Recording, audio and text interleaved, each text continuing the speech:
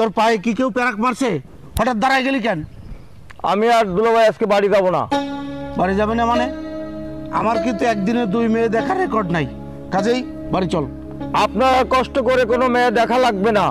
তাহলে আজ যে জরিনারে দেখেছি দুলো ভাই, আমি তারই বিয়ে করব। একটা চটকা নামের একটু দাঁত ফেলাই দেব। আমি তাকে কাছে 2 লাখ টাকা যৌতুক চাইছি, তারা কিনা কয় 1 লাখ টাকা। কাজেই এ বিয়ে সম্ভব না, বাড়ি চল। দুলো ভাই, আমি কি টাকারে বিয়ে করব নাকি?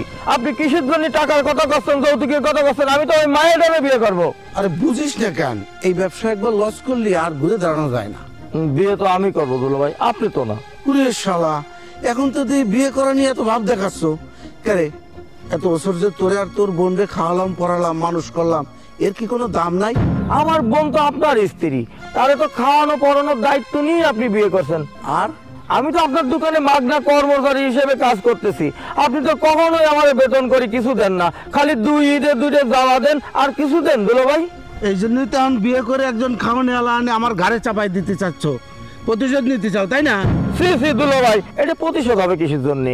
প্রয়োজনে বিয়ের পর আমি আর জরিনা আলাদা থাকবো, আপনার ঘাড়ের পরে থাকবো না দুলো ভাই। বাহ বাহ বাবা, এতে দেখে একেবারে মাস্টার প্ল্যান করে নামিছো।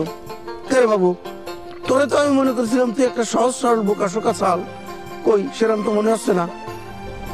বুদ্ধিটা তোর বোনই দিছে, তাই না? আমার বোনরা তো সবসময় আপনার ভয়ে একদম চুপটি মারে থাকে, আমার বুদ্ধি দেওয়ার সময় সে পায়, আপনি কম।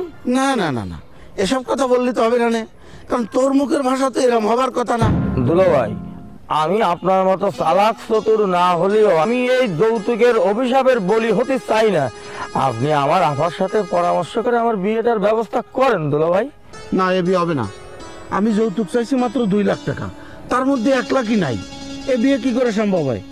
শোন, আগামী শুক্রবার আমি তোর মেয়ে দেখাবো, সে এনে কথা কব। চল এখন বাড়ি চল। মেয়ে কি দেশে অভাব পড়েছে? দুলো ভাই, কেউ যদি আপনার বোনের সাথে এমন করতো তাহলে আপনি কি করতেন দুলো ভাই? তুই এসব কি করছিস? আমার বোন হচ্ছে রূপে গুণে রূপবতী, পরের মতো মেয়ে। আমার বোনরে যে বিয়ে করবে তার কাছ থেকে উল্টো আমি 2 লাখ টাকা নেবো।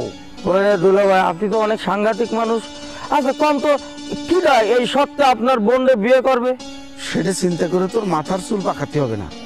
আমি আমার বোনের জন্য পাত্র আগেই ঠিক করে রাখেছি, সে বিদেশ থেকে আসা মাত্রই কামড়া সারি ফেলা বোনে। কে বাবু, কথা কইস না কেন? দুলো ভাই, আপনি যান, আমি পরে আসতেছি। আমি তো ঘটনা বুঝেছি, তোমাকে একটু গোড়ায় টাইট না দিলে তোমরা সোজা হওয়া না নেই। দুলো ভাই কি টাইটের কথা বললো? আমার বোনরে বুঝালো নাকি? দুলো ভাই, আপনি যদি আমার বোনরে টাইট দেওয়ার চেষ্টা করেন, আমি কিন্তু আপনার বোনরে ছাইরে কথা কব না নে। শালা দুলো ভাই একটা শয়তান মানুষ, কিরাম ব্যবহার করে। আজকে বাড়িই যাব না আমি।